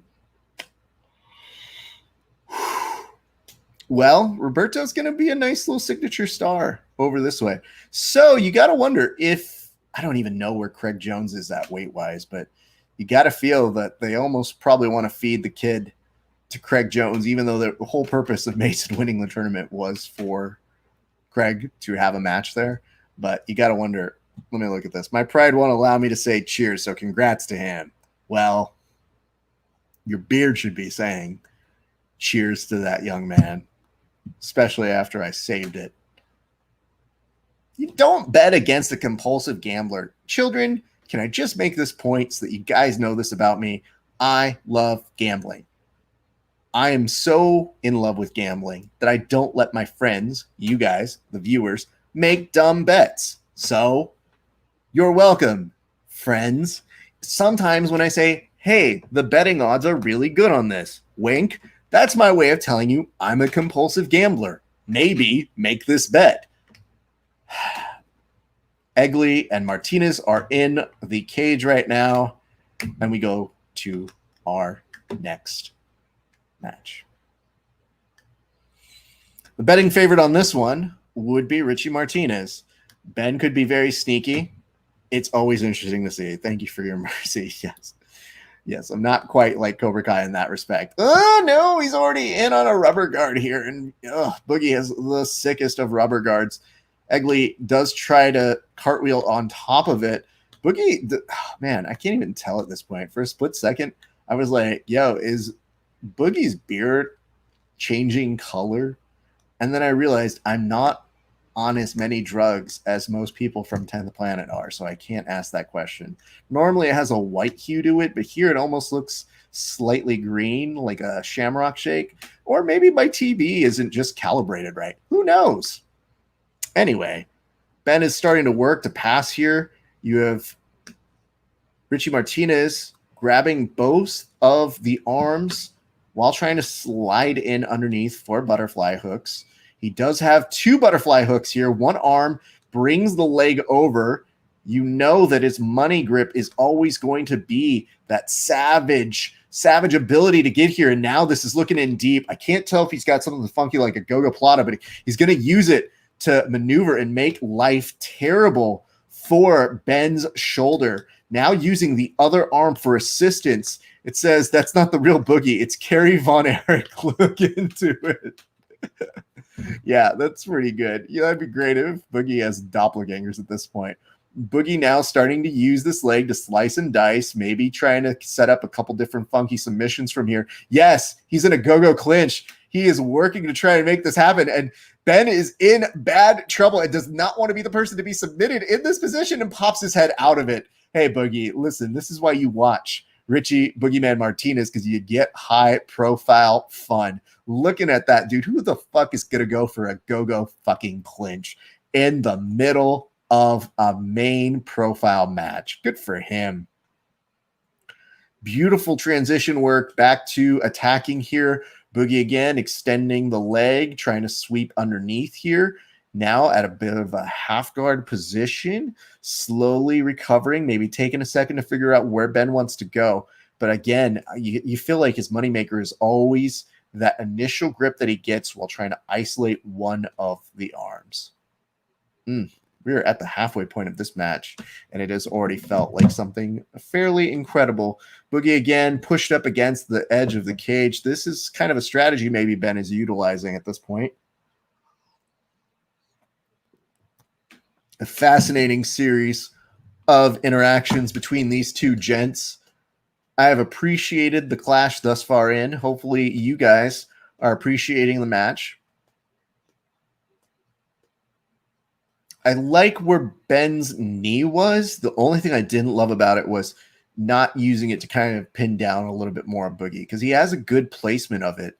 But every time that Boogie can flare out that leg, that brings out one of his sickest weapons. Like, that is a man who can transfer from a butterfly hook to a very savage dead orchard in a matter of seconds. So it is a very difficult position to try and pass that man. But if you have the inside track on it and you can make a little bit of headway on it, why not take that opportunity? All right, Ben continuing to try and get a little bit of a pass here. Boogie effortlessly retains his guard and still has him with very shallow half, not even a half. It's just at this point keeping him at like the world's most chill half guard anybody's ever seen. Is that a 10th planet name? Chill half? Should be. One of our favorite games to play on Verbal Tap. Real or fake 10th planet move name. For example, Dead Orchard, Angry Orchard. Tell me if both of those or one of those is a real 10th planet name. Harder than you think, kids. 30 seconds, so it does look like we may actually go to overtime on this one. Ben goes in to try to attack Boogie's leg. It does not have a ton of heat on it, especially this late. Boogie does have a grip on the leg, and Ben is actually making a nice try to bend, like just trying to make a sufficient one here. The problem is, even though they're pressed up against to where the cage is, Ben has a little bit of a shallow heel hook attempt here that Boogie's a little stuck on, but it doesn't have the oomph to do much more than just make you say, hey, that's uncomfortable, bud. Ben's a little tired, and understandably so. I would be too. Let's go ahead and talk about a few things. Let's make sure that you guys are following along. If you guys want to give us a cheers or get one, that's totally cool. But the way that we do it is, if you give us a like and a share on Facebook, we give you a toast on air. So that's just our way to remind you guys. Also, I don't know how I brought this up, but I want to remind you guys, they're possibly going to make a director's cut of Rocky IV. I have not fact-checked that because I just trust what the internet shows me, and I'm all about that. In Spider right now, Boogie just stomping on this arm, gets an armbar in 6 seconds. That is going to be hard for Ben to beat. Boogie might be able to walk away with this one pretty quickly. I don't think you're going to get it off his back, though. Ben is making some confusing language here. Oh, I think they might have told him the time, and they said, how much time do you have? And they said, you need to beat 6 seconds. And he goes, yes. Like somebody realizing, oh, fuck. I do know that Ben has a very good sense of humor. So hopefully that's what it is. It says they did it already. It was called Creed 2. You watch your mouth, young man. Ooh, look at that bicep slicer over on Boogie. Does get the tap at the, or did they just let the time expire on that one? I think they just said, because there's no way he was going to beat 6 seconds. Huh, fucking zaw. What is up, Bolton? 1206. Listen, Andrew, if you're going to talk about Creed 2 in the same realm as Rocky 4, I love Creed 2. I think it's a very solid movie. It's a lot of fun. But a director's extended cut of Rocky 4. Fuck your Justice League. Hook that shit to my veins. Like, oh, you're gonna just shoot that in. If I could just have Rocky 4 pumping and corrosing through my veins, that's the only steroid I need in life. I will be the strongest person of all time, if that's the case. Boogie throws up the 1-0, which is a nice way of reminding you he belongs to a gang. Unfortunately, no toast for anybody on that one because they go to overtime, and overtime does not constitute a finish within regulations, but a tip of the cap to our good friend Richie Boogeyman Martinez for his win at Submission Underground. Love that guy. He's always been nothing but gracious, a wonderful host whenever they have Ultimate Map Warriors. And, I went to go visit them. God, it was a year ago now. Ugh. Creed 2 is the legit sequel to Rocky 4. I wrote in 10th grade. That's fair. Hey, listen, I wish that you had written something in 4th grade worth producing. But I'll tell you this, Rocky, what is it? Rocky 8 is what we call it now at this point. Let's see, 6 Rockies, Creed 1, Creed 2, Rocky 8. I still think one of the funniest jokes on The Simpsons is when they make Bart learn the Roman numeral system. And it doesn't make sense until he has to pick a door with the according Rocky movie. So he goes, Rocky 2 plus Rocky 5 equals Rocky 7, Adrian's Revenge. And by the time you get to Rocky 7, you do realize Adrian is dead. So it would make sense in the continuity of The Simpsons did it first. So I think that is one of the funniest jokes that The Simpsons may or may not with their time machine have known we would later figure out years later. So here's a heads up for our fans watching on Instagram. We're going to have to reset it at the hour because I got to do that every time on that one. But if you're watching over on our Facebook, our YouTube, or our Periscope, just stay there. The stream is going to go all the way through, so you don't have to do a thing. But again, if you're watching on our Instagram, we're going to take like 1 minute break, and then we come right back. So don't go anywhere, especially you, Andrew. You have all these chimed notes about Rocky. I can literally talk Rocky all day. Even Rocky 5, Rocky versus his brain in the streets, which is the worst. That's so bad that even Stallone was like, yeah, we didn't do a Rocky 5. It was bad, man. It wasn't good. So that's what I got for you guys. Again, very stoked for that. I should probably put in the names for our banners as I do this. I appreciate you guys all joining us this afternoon, this evening, wherever it may be. We've been having a blast thus far in. I hope that you guys are enjoying yourself. Again, to our friends on the Instagram, don't go too far. We are going to make sure to keep this party going because we are all building to the highly anticipated third bout between Craig Jones and Mason Fowler. Who will win? Who will win? Amanda Lowen and Jillian Robertson is coming up next. So don't go anywhere. You don't want to. We still got some fun to do. So to you guys, see you in a second, okay? Peace. All right. Here's what I'm telling you guys. Again, sometimes the photo it chooses of me is so not complimentary. SUG Part 1. Although it does say party on autocorrect, and it is kind of an auto party, if we're being honest. Let's go. Some nonsense. Boom. That'll take a second to update. If you guys want to give us a like and a share on your Facebook, we appreciate it, and we will give you a toast. Look at this, Brian Jensen giving us some love. Now, if you just give us a share, you get a toast on air. That's just how the rules work. I would say I don't make them up, but I actually legitimately make them up as I go. And if you're watching on, say, like YouTube and you give us a subscription, yeah, we'll give you some love there too. Robertson and Lowen coming up right now. This should be a very interesting match. Amanda Lowen is somebody who is a killer that you would never suspect. Super nice, super humble, and we are back. should be back up for our friends over on the Instagram. Hey, what's up? We're now back at the co-main event of tonight's Submission Underground, and you are seeing Amanda Lowen. Woo! In on what looked at the very beginning like could have been a very nice choke right here on a guillotine. And you are seeing Jillian Anderson try to use that to pass. Does get a little bit further there. Amanda Lowen very quickly looking to see if she can create some distance, grabbing her own wrist. What is up? Bink is great. Joined again. That's how it writes it. I just have to read it. I Ron Burgundy, whatever the fuck it says on the prompter. So far, so good. Match starting off very nicely in the first 50 seconds. Whew. Okay. Let's see what happens here. You are seeing Amanda try to do a hip heist right now. Not quite getting the elbow in a way that she would like to really give her the ability to take this sweep and come up on guard, but instead kind of having to bide her time for a split second over this way. All right.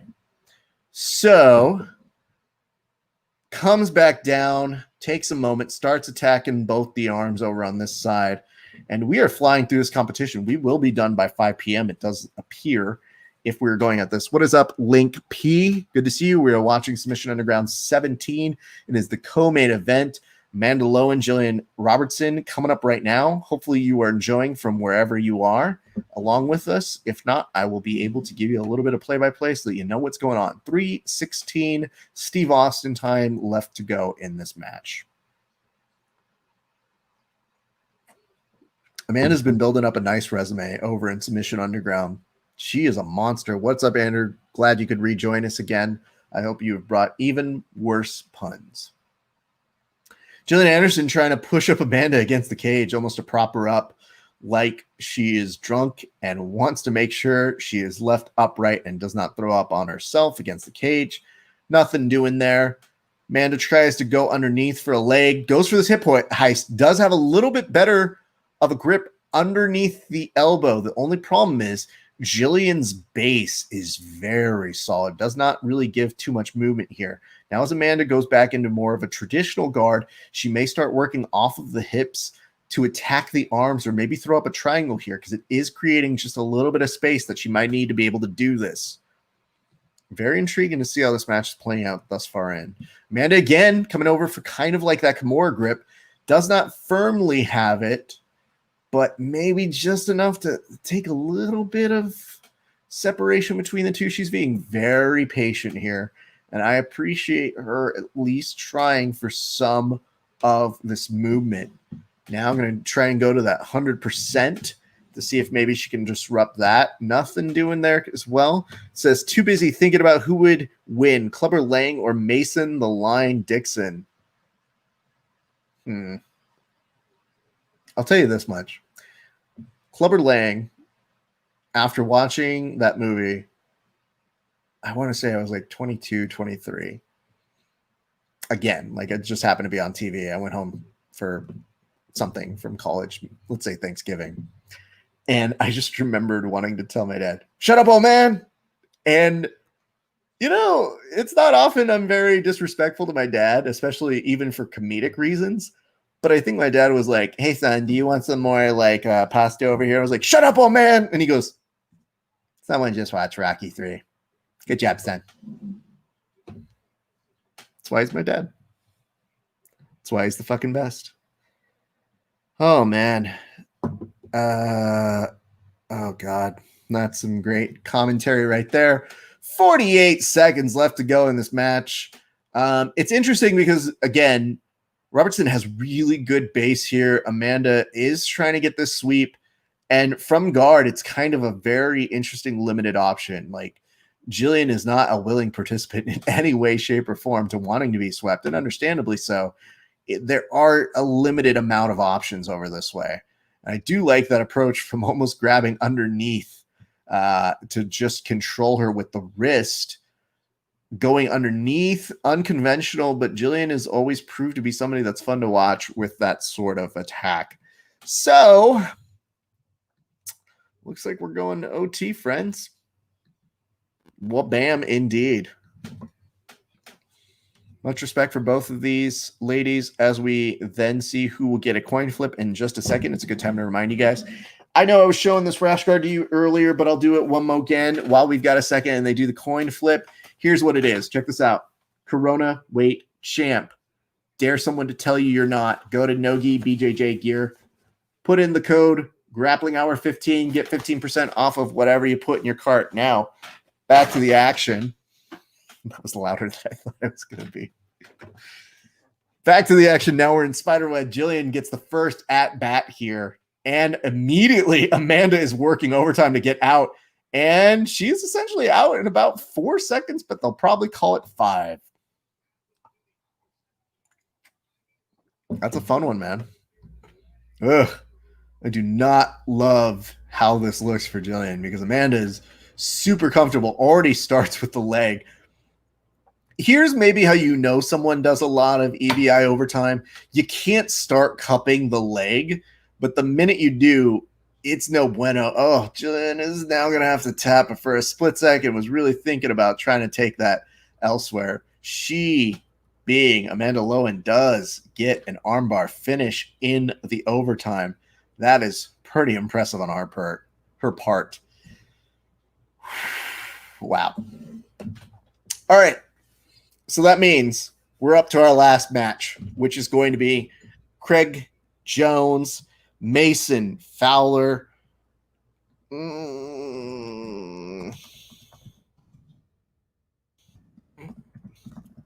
I can only do this because we know this set of gentlemen, but it's Craig Jones versus Mason Fowler. There you go. Apparently, the story goes, Mason wins $10,000 and the opportunity to get Craig Jones after a very tough 8-man tournament. Chael says his name right all night long. Then also at the very end, Chael calls him Mason Fowler. And Mason comes on our show and says, are you fucking kidding me? Like, that's the only way people are going to know me because that's the way he said it in the last line of the evening. Thanks, Dick. What's up, Jazzy Nuance? Sorry. My apologies. I'm drinking. All right, everybody. Well, I can't cheers that one either because that's not a finish during regulations. Man, look at Amanda. She has such a sweet disposition. The minute she gets her armbar finish, she knows she has it. And who would you like to see Lowen face now? That's a good question. I don't know weights. So I can tell you people who she matches up nicely with. I don't know that she would go up against, say, Elvira, maybe. I don't know if she would go up against Fionn Davies. That'd be fucking fun. Have they done that one before? I can't remember. Those would be a couple off the top of my head. Jenna Bishop is always badass. She's always down to take on anybody. I don't know all of her opponents by heart. If she has faced one of them, then please tell me. But those are just some of the people that are kind of jumping in my head. But if we're talking legitimate, like jiu-jitsu star, I almost feel like for Amanda Lowen, now that she's built up a nice little resume here on Submission Underground, and she's co-main event, maybe you want to feed her like one of these Brazilians, like especially in the past, 3 months, we've seen more people get arm bars from guard, I think, in the past 2 years. Like, that's fucking insane to me. Anyway, those are some notes. Maybe you have some different ones. I'd love to hear who you've got. And I'm going to remind you guys, we are just a few seconds away from getting to the main event as Chael is in the process of stalling so that they can pay off the ref to give us a Chapter 4. My name's Rafa Esparza. You're watching the Grappling Hours coverage of all things Submission Underground. I'm trying to see if there's anything else I'm supposed to promote. I mean, I could say a nice thing about Super Rare. They're super great. Not an actual sponsor, but they're super great. Love them. I could also tell you guys about this delicious beer I'm having. This is from the Pizza Port Brewing Company. It's called California Honey. And I'm drinking it because I am also from California. and I enjoy delicious beer. And they have provided a very nice one. My thanks to my friends over at Hop Merchants. I also want to give a big shout out to my friends over at thedodgycollective.com. Those folks have a nice little surprise for a little project that we're working on that I cannot wait to reveal to you guys very soon. So that project should be working. I want to give a shout out to our good friend G Baby. So G Baby's podcast called Cover Your Mouth this morning did a broadcast with me that will air on Tuesday at 8 a.m. If you guys ever wondered how I started doing this, you're more than welcome to listen to that. If you don't, you can put me on mute and just listen to him. That's it. So they have a stock footage of the Submission Underground story. I love this. We're getting words from our friends. My apologies. Let me see this. G Baby. Yes. I appeared on his podcast. That's going to be 8 a.m. release. We will definitely be plugging it on all of our social medias here on the show. Hopefully you guys give it a listen. I think you will truly appreciate it and love it. But that's what I got for you guys. That's what's happening thus far in. And I want to remind you guys what else. Are we live yet? Are we back to this? Jones versus Fowler. Here we go. Both of them are in the cage as they get to their weird Star Wars blue lighting. They will now be going into full lighting. Here we go, peeps. Part 3. The two of them give a nice bro hug, and Craig Jones predictably goes to sit to guard. And it says, I'm tuning in to that one for sure, Raph Sparza. That's brilliant. I certainly hope you enjoy it. G Baby asks me all about how all of this started. Craig Jones slowly starting to butt scoot his way on over to Mason Fowler. Mason not falling for it. Craig has one hook on the inside of Fowler's leg. Fowler just keeping a base. Craig using it to off balance him. Mason doing a pretty solid job of keeping his balance thus far in. Craig looking for a knee to try and take home. May end up with a right leg. Comes in, runs the pipe-ish on Mason. Pulls him up against the cage, and Mason goes for a flying jump into guard. Does not fully stick. Now Mason's going to play from bottom, which is always very strange for Craig. Craig has a little bit. This may be very dangerous for the two of their histories, considering you are seeing Craig start to attack the neck. However, this angle is showing us right now that Mason is doing a very good job, not in any guillotine danger, and is slowly starting to space out and make sure that Craig isn't going to be able to do much to kill him here. Look at that. Beautiful beginning to their match. 30 seconds plus a minute leaves you with 3 minutes and 30 seconds left to go in this match before we get to overtime. Craig slowly starting to make his way, but scooting all the way up in front. You did hear, though, that at a certain point, Craig was asking for a potential rule change. I don't know who would have ever suggested that. But it was too late. They had already advertised the match before they, did anything about it. So Craig was open to the idea of maybe doing a no time limit one, or at least different rules. And you will see this is very cool. Craig going up for up top for a split second, trying to disorient Mason Fowler, who I can't tell if that's new ink on his right arm. I'll have to ask him about it a little bit later, but it is very prominently there. Either that or Mason's taking steroids. We don't know. If all else fails, accuse them of steroids. That is the main grappling rule. Craig now on top, wants to start trying to pass here, is holding on to Mason's right leg, is going to have it for a split second, loses it, now comes up on top, starts to rush him, and just pushes him into the cage as he exhales and sits back down to guard. I got to tell you, if you ask me, as Craig worked on his wrestling, I would just probably tell you, I mean, if by wrestling you mean pushing him up against the cage and being exhausted, yes. Minute 47. That's difficult because here's what this match is going to be. Just pushes him indeed. Yep, Dane. I mean, listen, dude. It's not Craig's game. Mason has a very, very difficult stand-up. And yes, stand-up is way different in that octagon, as I'm sure we'll see tonight on Wrestling Underground.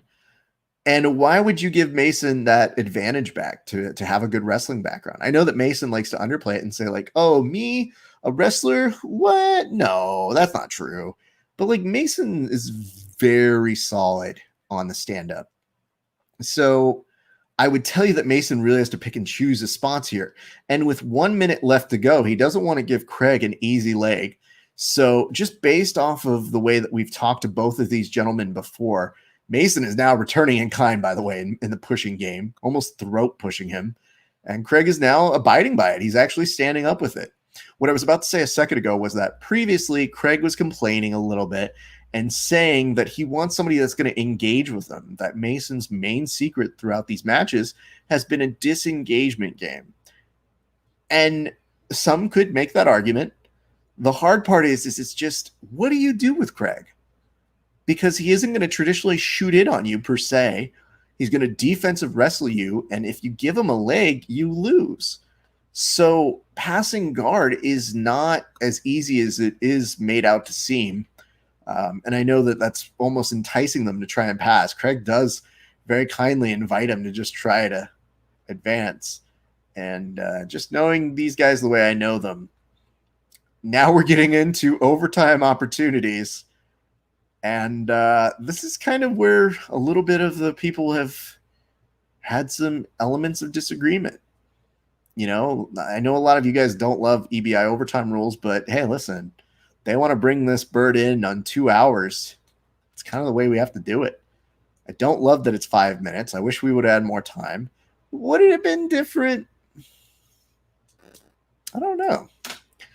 It's entirely possible Craig could hypothesize that you would see some defensive maneuvering by Mason for that entire time. Would the match be different if there was no cage? Possibly, yeah. All right, Mason very quickly going to try to avoid a body triangle. Craig is in on a body triangle, and you are seeing him try to address a 2-on-1. Craig, the two of them are now scramming for just grips and control. This is where things are going to get a little dicey here, folks. 1:40 still left in this first period of overtime at the top. Craig's body triangle is slowly loosening as they are on the side where the body triangle is on.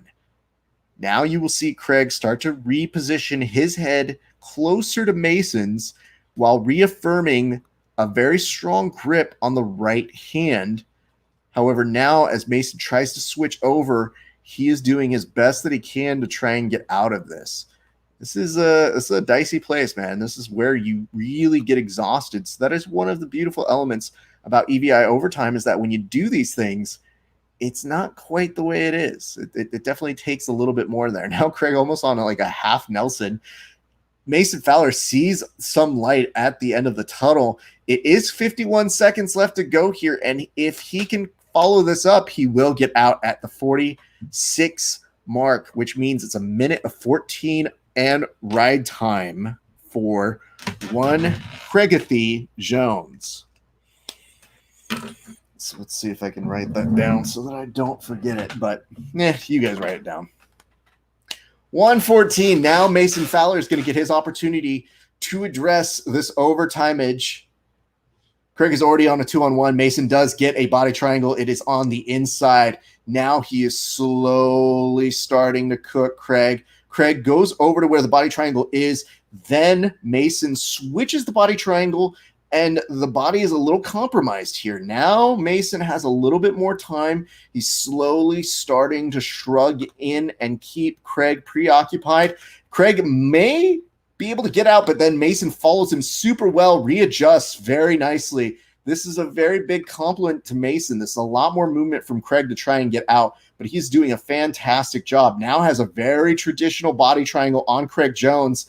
This might be a very bad spot to be in. This might allow him to get back a little bit more of that ride time that Craig had in that first period. Normally that would be enough for you to feel pretty comfortable. The hardest part about EBI overtime is you just have so much ride time when you are in that body triangle that can just sneak up on you. We're coming close to where about Craig left off, and it is not looking like he has a major escape coming up at this exact second. He is starting to get a little bit of space, getting his shoulders to the mat, might be able to shrug it just a little bit. It does look like you will need to see Mason scoop him back underneath, and Craig comes up, and now you will see that Mason has just maybe, they should have noted that a little bit earlier as an escape, but they did not. Woo! They should mark that a little bit earlier, but it is going to be at the 32 seconds, which means right now that Mason has a 12-second advantage on ride time. So we're talking super close. I think Craig is really trying to go for the kill here. Mason's body is almost, for a split second, it was out, and Craig is trying to reload, and Mason gets out, sees a very quick opportunity for him to get out on that side. What is up, Ron DeVela? So it is 14 seconds added to his ride time. Now let's see what the differentium is going to look at as we go into the second period of overtime. Bottom now for one Mason Fowler, who's getting in on that. Says he went all the way in. Yeah, he really is. And now at this point, Craig is going to be very, very under duress. So if we get to just a few more seconds, now it's just going to be extra time for Mason. This is really where you want to cook your opponent on a little bit of advantage time, because if you can make that big advantage, you really just have to survive. Beautiful body triangle mechanics switched over to the other side. Mason is really doing a good job here of keeping Craig in duress. 1:28 left to go at the bottom of the second period of overtime. Mason on the attack. Craig starting to throw up some hands to maybe disorient Mason Fowler. Nothing doing on that side. Craig is a little bit more. Oh, my God. He compresses him, and he gets the tap. Wow. Look at that. Well, congratulations to Mason Fowler for winning the rubber match. That is a huge win for him. It is not only redemption for the very first win, he is now putting a shh sound to everybody there. Craig is understandably disappointed. I think the talk of the town is going to be this, everybody. I think Mason's going to get the ability to say, yeah, he would have won the previous time. That scream tap would have been there. Hold on.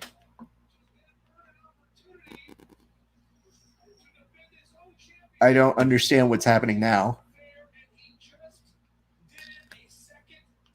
I don't understand what they're saying to each other exactly, but it looks like Mason is like shrugging it off. I thought it was like quieting the haters was his body language there.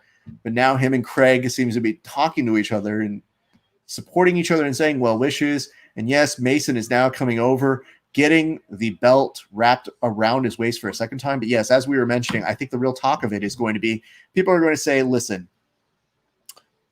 obviously Mason has won in overtime in both scenarios against Craig Jones, and that he couldn't get a submission over him. However, these are the rules. The previous time, there was some controversy, but you can't overlook the actual technique that Mason was putting on top of that. Mason was doing a good job of making Craig a little uncomfortable there. And yes, it was a very controversial verbal tap, but this win should really confirm a little bit more respect on his technique. Craig, on the other hand, is probably going to go in and say, hey, listen, he wasn't engaging with me that whole time. So, yeah, he has to win by overtime. Everybody gets a little bit of, extra mileage on this one. But, woo, wow. Good for Mason, man. I will tell you, a lot of people sleep on Mason. For whatever reason, he is still a brown belt, which is absurd. But hopefully Caltera is able to take care of that, especially as he has redeemed himself, which I guess you really didn't even need to do that anyway, but he did. Man, what a day. Yeah, he did tap, and it looked almost like a camel clutches situation. Let me see. Strat. Let me see over here. It says more engagement first round would be nice. Guess he stuck to his strategy. Yeah. Oh, yeah. It's just real, like a back crank is what it is. It's fucking monstrous. So I want to see it from this angle. I will say, for somebody who doesn't really know professional wrestling, Mason Fowler has really good mechanics for understanding it. Oh, fuck. Yeah. All right. So let me go ahead and give you guys a little bit of clue of what I know on the inside, which is this. The last time he was getting that crank on Craig Jones, he was talking about his hip movement and slowly starting to hip on the inside while pulling him back. Previously, it was what was kind of going under the chin and what made Craig make that noise that they constituted as a verbal tap. When he came on the show with us, he mentioned it's not just having a body triangle, it's having a body triangle, squeezing, and kind of pulling back on the same time. Now, without that over your chin, that becomes like a big arch. So that's why I was calling it a little bit of like a camel clutch, which is a pro wrestling move. So even though he's not necessarily underneath the chin there, it's releasing it in a way that just probably feels fucking terrible just over here on that crank side. But then realizing between that, maybe busting up your fucking rib and your lower part of your body, that has probably got to feel just terrible. So maybe that provides a little bit more context to it. I would love to talk with Mason again. I'm sure we will at some point so that we can get his perspective on it. But all credit going to him, man. I do have to agree. Engagement is nice. It's just these are the rules that we kind of agreed to whenever we do it. So it is hard to decree the rules when it's part of the game. For example, they're showing some of the highlights right now, and they're going to show that PJ Barch got submitted by Ethan Crownston in overtime. I wouldn't say that's a recognition of anything other than you won in overtime, because to me, it's not the exact same. And if you really want to study that well, just look at how Mason Fowler is making angles and makes the most out of it. That dude is a strong motherfucker, and I think there's a credit to that, especially for Ebi Overtime. If you can make things that uncomfortable for people, it's a legit submission. Also, ask any catch wrestler. Speaking of wrestling, we're going to be back in about an hour's time to do the Wrestling Underground. I'm super stoked for that one. It's going to be a brand new experience for all of us here at the show, but I really want you guys to go ahead and show back up for that one. We've got two very nice people, the Areola brothers, Rich and Jason, who are going to walk us through that one as well. Could not be more excited. We're going to be drinking. Don't worry.